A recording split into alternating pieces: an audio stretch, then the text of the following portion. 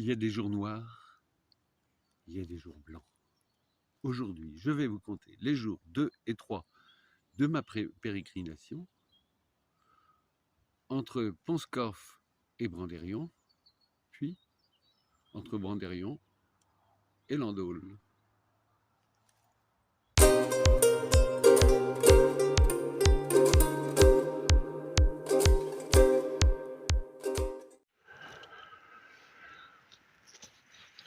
J'ai eu la bonne idée hier de venir au camping.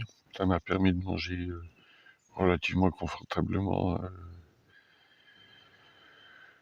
de me poser un petit peu, d'avoir le confort de l'eau, pour se laver, pour tout, quoi. Et donc il a plu toute la nuit. La tente a très bien résisté, je suis content. Et puis aujourd'hui, je sens que ça va être une journée mouillée. Au moment où je vous parle, je ne sais pas encore que 10 minutes plus tard, en pliant ma tente, j'allais me bloquer le dos, à tel point que je ne pouvais plus lasser mes chaussures. Plein de doutes sur l'avenir de mon voyage, j'ai quand même tenté de passer mon sac à dos. Ça a pris, ça a servi de corset. Et après, c'est parti comme un 40. Et c'est reparti pour la 3e journée. Le météorologue disait qu'il allait pleuvoir comme vache qui pisse. On va voir.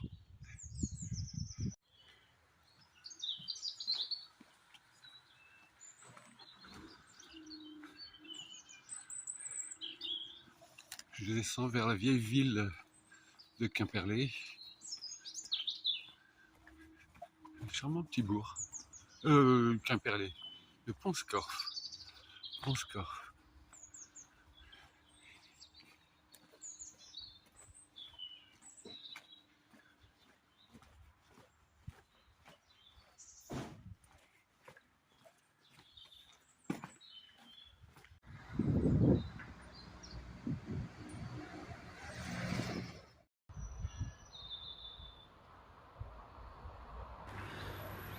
Donc ce matin, je suis parti la boule au ventre parce que j'avais peur de devoir reporter mon voyage. Je ne savais pas du tout comment mon mal de dos allait évoluer. Et en plus, toute cette étape s'est passée quasiment sur le bitume, dans une campagne dévastée par l'agriculture intensive. C'est plus des fermes, c'est des usines. Enfin, rien. À un moment, je me suis posé dans un petit bois où j'avais du silence et j'étais bien. Et puis d'un seul coup, les motos sont arrivées, ont déboulé. Enfin bref. J'ai passé bon, la descente vers Hennebont dans la forêt était très jolie. Rapide mais très jolie. Après Hennebont, il s'est mis à pleuvoir. Je me suis trompé de chemin. Ensuite, les tracteurs sont venus rouler sur le chemin avec leurs gros engins et déverser plein de fumier. La nuit tombait, il pleuvait, j'avais les pieds dans la gadoue. Par contre, quand je suis arrivé, je ne peux pas vous dire quelle joie, quel accomplissement, quelle fierté j'ai eu d'être arrivé jusqu'au bout. L'autre joie de la journée, ça a été l'accueil au Café de la Place qui sert de relais pèlerins par Solange et puis toute sa clique de clients bien sympathiques. Un peu bruyant pour moi, mais bon, c'était super sympa. Eh bien, une bonne nuit, on a beau dire, ça compte. Ça compte. Là, le démarrage semblait pas forcément spécialement facile. Les petites douleurs du matin, on va dire des douleurs de vieux. Je pense que c'était douleurs dues aux marches des jours précédents. Et puis j'ai rencontré un petit père, et puis une petite dame, et puis on a causé, et puis les premiers kilomètres se sont passés comme ça. J'ai oublié mes douleurs, j'ai oublié. Et puis maintenant, ça roule Non, ça marche. Super.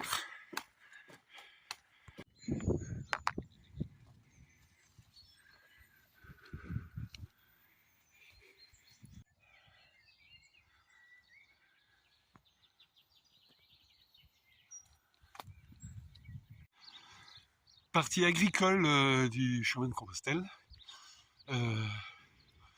En discutant avec des gens tout à l'heure, on m'a dit ouais, il y a un mauvais coucheur qui veut plus qu'on passe par chez lui.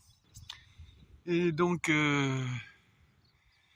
j'ai suivi le chemin, je me suis dit je vais bien voir. Et à un moment, plus de coquille Saint-Jacques pour indiquer le chemin. Par contre, un panneau propriété privée. Je sais pas si c'était le mauvais coucheur, mais je préfère passer dans les champs de maïs plutôt que me retrouver face à quelqu'un désagréable, ou voir un chien, voir un canon de fusil. Voilà, mais il n'y en a pas pour bien longtemps. Mais c'est pas facile à marcher dans le maïs coupé. Eh bien, je remercie ce mauvais coucheur, car il me permet d'aborder un autre côté du chemin. C'est le tout-terrain. Et là, je me retrouve dans un petit bois. Je suis pas sur le chemin. Je vais rejoindre bientôt le chemin. C'est un truc que j'ai découvert grâce à mes cartes.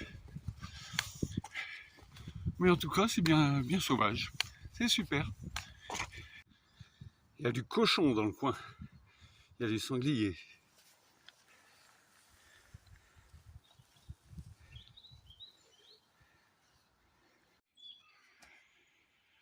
Une petite pause après le détour que ce que j'appelais le mauvais coucheur m'a imposé.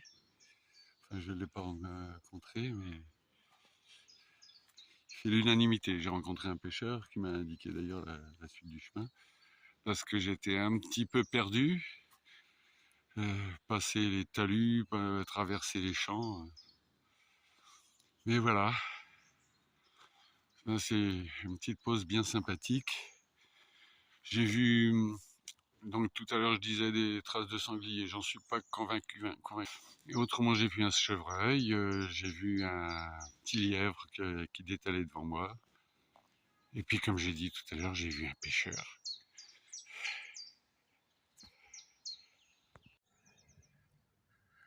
Les petites violettes. Le printemps est là.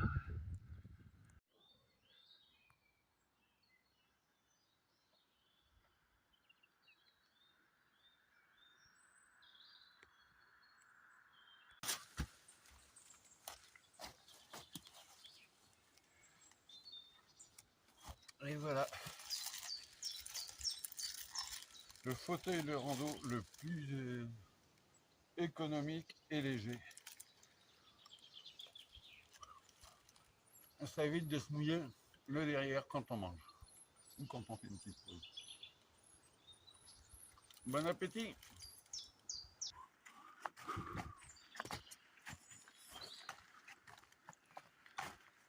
Il en faut peu pour être heureux, vraiment très peu pour être heureux. Il faut satisfaire les nécessaires.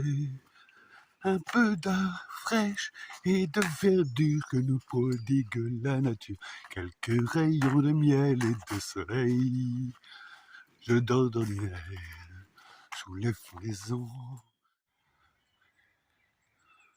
Bord d'un petit ruisseau.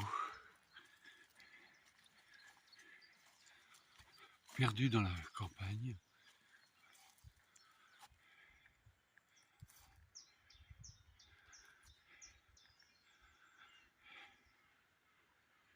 La fontaine de Saint-Jacques.